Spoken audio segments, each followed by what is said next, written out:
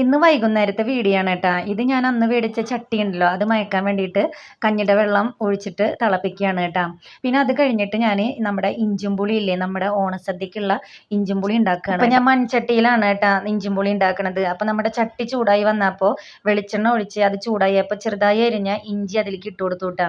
അപ്പോൾ ഇഞ്ചി ചെറുതായിട്ടൊന്ന് മൂത്ത അപ്പം ഞാൻ 2 തണ്ട് കറിവേപ്പില കൂടി അതിലേക്ക് ഇട്ട് കൊടുത്തിട്ട് നല്ലപോലെ ഇളക്കി കൊടുത്തു. അപ്പം നമ്മുടെ ഇഞ്ചിയൊക്കെ ഏകദേശം ഒരു ബ്രൗൺ കളറായിട്ട് വന്നപ്പോൾ അതും കൂടെ കോരി വെച്ചു കേട്ടോ. പിന്നെ ഇന്ന് സൺഡേ ആണ് കേട്ടോ. അന്ന് ഷോപ്പ് തുറന്നിട്ടുണ്ടായിരുന്നു. ഒന്ന് കുറച്ച് നേരത്തെ വന്നിട്ടുണ്ട് വീട്ടിലേക്ക് കേട്ടോ. അപ്പം ഞാൻ പിന്നെ നമ്മുടെ ഓണസദ്യക്കുള്ള പുളിഞ്ചി ഉണ്ടാക്കാമെന്ന് വിചാരിച്ചു. അങ്ങനെ നമ്മുടെ ഈ ഇഞ്ചി കോരിയെടുത്ത ആ വെളിച്ചെണ്ണയിലേക്ക് തന്നെ കടുക് പൊട്ടിച്ചു കേട്ടോ. പിന്നെ അതിലേക്ക് നമ്മൾ വറ്റൽമുളക് ഇട്ട് കൊടുത്തു. അതുപോലെ തന്നെ ഒരു തണ്ട് കറിവേപ്പിലയും ഇതിലേക്ക് ഇട്ട് കൊടുത്തിട്ട് ഒന്ന് നല്ലപോലെ ഇളക്കി കൊടുക്കൂട്ടാം. അപ്പം ഞാൻ അതിൻ്റെ ഇടയിൽ നമുക്ക് നാളെ വെജിറ്റബിൾ ബിരിയാണി വെക്കാമെന്ന് വിചാരിച്ചിട്ടുണ്ട്. അപ്പം അതിന് വേണ്ടിയിട്ടുള്ള സോയ ഞാനിന്ന് നമ്മുടെ എന്താ പറയുക മസാലയൊക്കെ കൂട്ടിയിട്ട് ഫ്രിഡ്ജിൽ വെക്കാൻ വെച്ചിട്ട് സോയ ഒന്ന് തിളപ്പിക്കാൻ വെച്ചിട്ട് തിളച്ച വെള്ളത്തിൽ ഇടില്ലേ നമ്മൾ, അപ്പം അതിന് വേണ്ടി വെച്ചിട്ടുണ്ട് കേട്ടോ.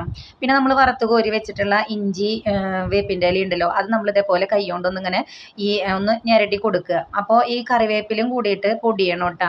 അപ്പം അങ്ങനെയാകുമ്പോൾ നമുക്ക് ഈ പുളിഞ്ചിയിൽ ഇഞ്ചി പുളിയിൽ നമ്മളെ ഇഞ്ചി കടിക്കില്ല.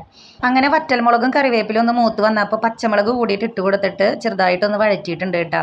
എല്ലാം ഒന്ന് മൂത്ത് വന്നപ്പോൾ അതിലേക്ക് കുറച്ച് മഞ്ഞൾപ്പൊടിയും കുറച്ച് മുളക് പൊടിയും അതുപോലെ ഉലുവപ്പൊടിയും പിന്നെ കായം പൊടിയും ഇത് എല്ലാം ഇട്ടിട്ട് കുറച്ച് ഉപ്പും കൂടി ഇട്ടിട്ട് നല്ലപോലെ ഒന്ന് ഇളക്കൂട്ടാം. പിന്നെ തീയൊന്ന് നല്ലപോലെ കുറച്ച് വെക്കുക. തീ കൂട്ടി കഴിഞ്ഞിട്ട് വെച്ചെങ്കിൽ നമ്മുടെ ഈ പൊടികളൊക്കെ ഒന്ന് കരിയല്ല നല്ലപോലെ കരിയും. അപ്പോൾ തീ കുറച്ച് വെച്ചിട്ട് നമ്മൾ ഈ പുളി പിഴിഞ്ഞ് വെച്ചിട്ടുണ്ടല്ലോ, പുളി ഞാൻ മുന്നേ തന്നെ ചൂടുള്ള വെള്ളത്തിൽ കുതിർത്തിയിട്ട് പിഴിഞ്ഞിട്ട് അരിച്ച് വെച്ചിട്ടുള്ളതാണ് കേട്ടോ.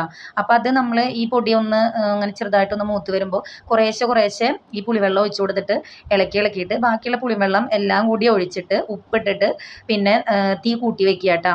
പിന്നെ അത് നല്ലപോലെ തിളച്ച് വന്നപ്പോൾ നമ്മുടെ ഈ പൊടിച്ച് വെച്ചിട്ടുള്ള ഇഞ്ചിയും കറിവേപ്പിലയും അത് ഇട്ട് കൊടുത്തു. പിന്നെ ഞാൻ ശർക്കര പൊടിയാണ് കേട്ടോ ഇട്ട് കൊടുത്തിട്ടുള്ളത്. അങ്ങനെ ശർക്കര പൊടി ഇട്ടിട്ട് അത് ഒന്നും കൂടി കുറുകാനായിട്ട് വെയിറ്റ് ചെയ്യട്ടോ. അങ്ങനെ അത് കുറുകി വന്ന് നോക്കി നോക്കുമ്പോൾ ഞാൻ അതിൻ്റെ ഇതൊന്ന് ടേസ്റ്റ് ചെയ്ത് നോക്കി നോക്കിയിട്ടാ.